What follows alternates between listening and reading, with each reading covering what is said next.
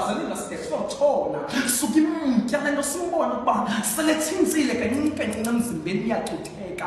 Abakwantsasana ndiyabazonda mna, abakwantsasana ndiyabaqalekisa. Le nto menze intlekisa apha ekuhlaleni yamenza umdliva esidlangalaleni kwamanye amadoda.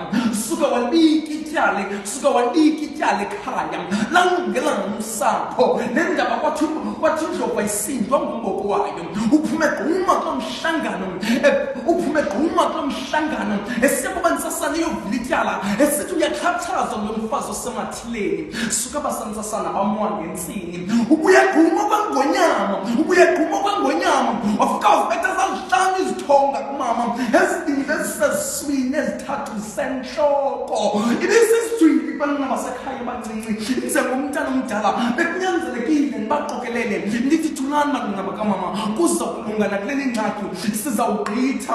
Besele siyintlekisa apha ekuhlaleni ababebedla ngongena apha ekhaya nabo bechwezela ngoku sisengxakini akho mntu usonyulayo. Suke sithi sawunkqonkqoza kuloo minyango besicinga uba yakahlobo katata kuthiwa hambani utateni wakakho. Abakwantsasana ndiyabazonda mna, abakwantsasana ndiyabaqalekisa.